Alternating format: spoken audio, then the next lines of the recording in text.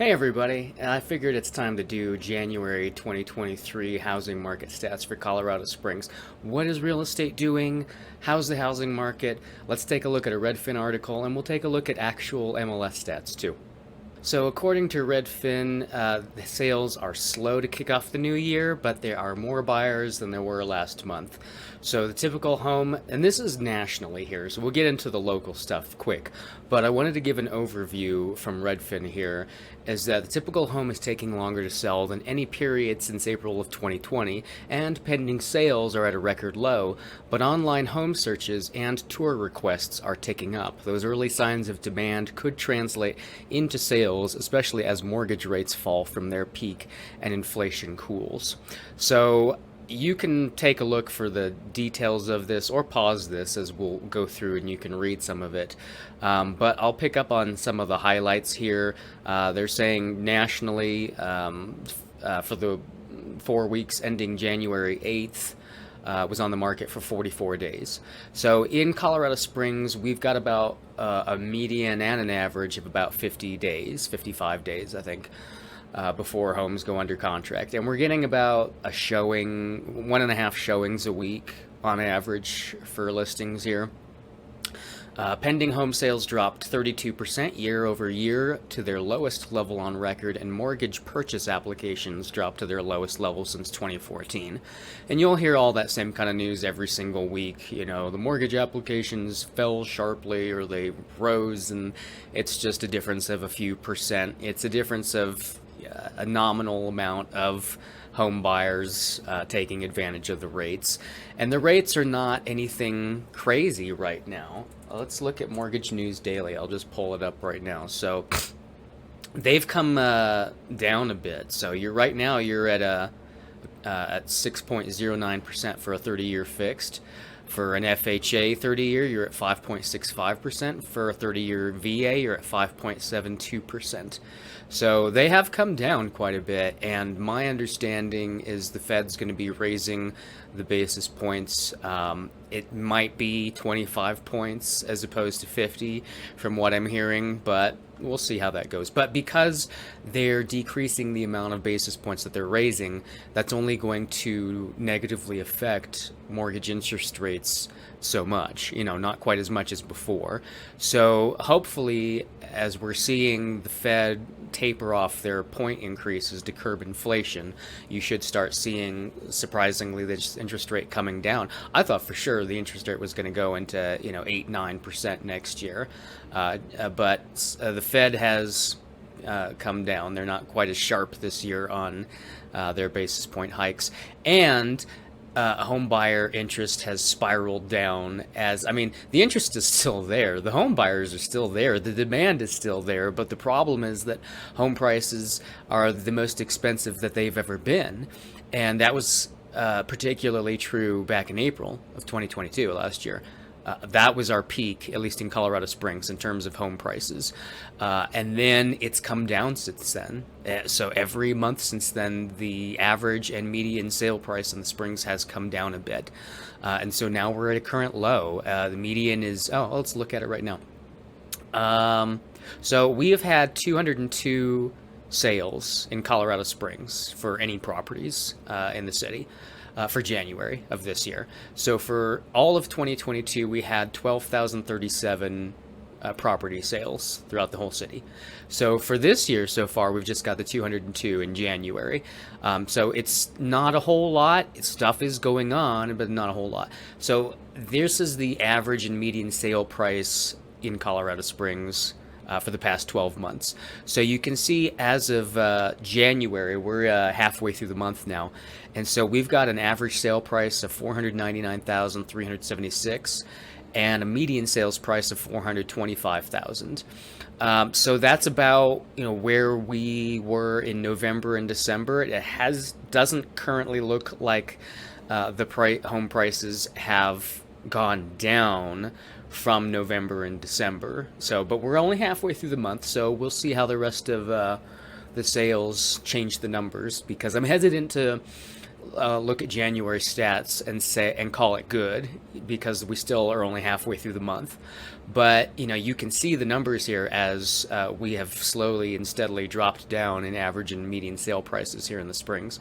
So coming back to the national, what was interesting to me here is right here, home prices fell from a year earlier in 20 of the 50 most populous U.S. metros.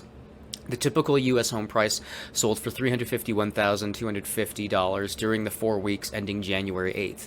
That's up 0.8% from a year earlier, but down about 10% from the June peak. And yes, from April, home prices in Colorado Springs have come down about 9.6% to 10% since April to currently. So you'll see prices fell 10.6% year over year in San Francisco, and you can see 5% in Seattle, 4.9% in San Jose, 4% in Austin, and less in other cities. So Colorado Springs has had a bigger drop in prices as compared to other cities here. This marks the first time since Las Vegas prices have dropped year over year since at least 2015. Interesting. It's the biggest year-over-year price drop in San Francisco, Seattle, Phoenix, Chicago, Boston, Portland, and San Diego since at least 2015. So I don't see Denver or Springs or Pueblo in any of this list, at least not this list, for crazy home drop value prices. But for the Springs, it's 10% on average. Months of supply. So the measure of a balance between supply and demand, calculated by dividing the number of active listings by closed sales, was 3.8 months nationally. So here it's, I think, just over 3 months. So it's very similar here. 27% homes that went under contract had an accepted offer within the first 2 weeks of an on market. Let's go to before we go to specific Springs data, charts are fun. So the median sale price, if you want to pause that, you can see how it's changed and slowly gone up, I guess, year over year. What's the red for? Red, blue. Okay, years. I'm dumb. All right, so it has gone up apparently this year. It came down last year, but now it's gone up a bit. Cool. Median asking price. You can see that's gone up a little bit as well. Home buyer mortgage payments have gone up. Well, of course they went up. The home prices went up. Sales came down, pending sales, so under contracts. But again, this is no surprise. We've only got 202 sales here in Colorado Springs for this month so far. It's not a busy time frame. It's winter time. We're also in an economically uncertain time. Again, home prices are expensive. The monthly mortgage payments are out of control. So there's not a lot of buyers available to be able to pay for these high prices that have just been jacked up in the past few years.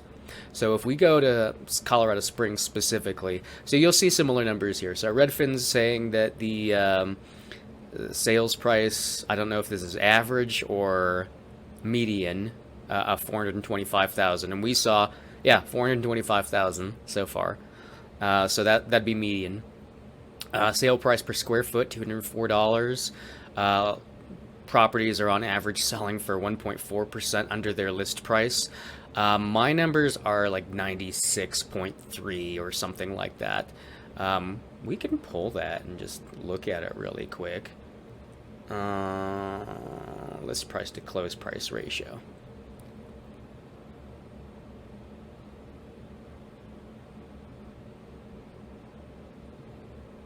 So currently we're looking at 95.5% from the list price to close price. So what the house or what the property listed for versus what it actually sold for at the end. So they're getting 95.5% of their asking price. I'm going to ignore this right here that says 8.2 months worth of inventory. For months of inventory, when you're not all the way through the month, this number does not work. It's never accurate. So we ended December at 2.9 months worth of inventory. In November, we had 3.2 months worth of inventory. So it's about 3 right now. So 4 to 6 months, I would say, is a a normal market or a balanced market between buyers and sellers. Anything below 4 months, anything less than that is typically there's not enough inventory. There's more buyers. It's just a seller's market. So technically, we're still in a seller's market. It's just it's very expensive. So the buyers that are in play are not as many. Here's some fun info. Across the nation, 0.42%, almost a half a percent of home buyers searched to move into Colorado Springs from outside metros.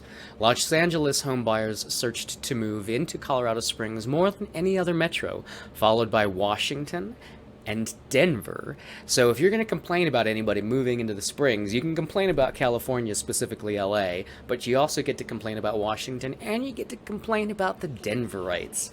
Where are people from Colorado Springs moving to? 50% of Colorado Springs home buyers searched to stay within the CS metropolitan area.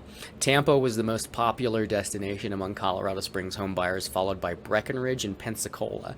So where are people moving to from Colorado Springs? Florida and Breckenridge. So I can attest to the Florida for sure. I've had a couple clients that have already done that. But here, look at you go.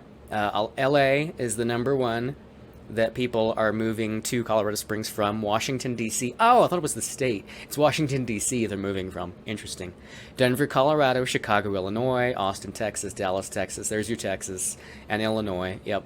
Okay. San Diego, San Francisco. Yeah, there's more California. There you go. So again, it's a slow market. There are not that many buyers that are willing to pay these high prices, and anybody that is typically has cash to do it, and they don't have to worry about what the rates are. That helps a lot when you have that kind of cash, but most people don't. So most people who are just looking for a primary residence, first-time home buyers, just looking for a place to live, they can't afford it. It's too expensive here. You know, the investors got here, the out-of-state, Californians and Texans got here. Sorry, it's just, it was much cheaper here, and they liked it here, and they bought it here, and now it's more expensive. And so that is really unfortunate for everybody that does live here, that rents and wants to buy, or they, live with somebody else and they'd like to get their own place, but they just can't. So affordable housing is a big concern here in Colorado Springs, and there are two new Colorado legislators, Stephanie Vigil, who's the Democratic, and Scott Bottoms, who is the Republican. And so they just started a week ago. And so with Stephanie Vigil, her big thing that she's been hearing is housing. As she said, housing. That's what everybody wants to talk about. That's everybody's big topic of, for Colorado Springs is housing. So I'm expecting to see more come from our legislation on affordable housing. Mayor Suthers has promoted 1,000 plus housing units per year since 2018, and so you can see our city's data that we have for I think 1,076 or 1,050. There was over 1,000 units, affordable housing units, that were built last year, and most of those are going toward seniors and families, which is totally fine. It's just not enough for everybody that does want to move here. There's just way too much influx. And not only that, I mean, even if you take out the people who are moving here from out of state, you still have a big population of Gen X and millennials and Gen Z, and they're all coming into that age of home ownership. They don't have a lot of money, but that's who the new buyer demographic is, and so we have to be able to have the housing to support them. And there's the question of can we actually sustain a bigger city? We're a big drought state. Are we going to have the water to support adding more people? Do you have an option? Can you is there a point where you can just shut it off and say no more people can live here? Because otherwise you've got to be able to make room for them, and how are we going to do that? So the Colorado legislation is something that I'm going to continue to pay attention to, and see how, what bills get passed, and see how I can maybe get more involved. I mean, you can You can email your legislators if you've got particular thoughts in mind, issues about, affordable housing and upcoming housing that's happening. So, but anyway, that's all I got for you. I hope this was helpful. If you like this video, please like it officially. And if you would like to see more of this, just subscribe to me, and I'll talk to you in the next video. Bye.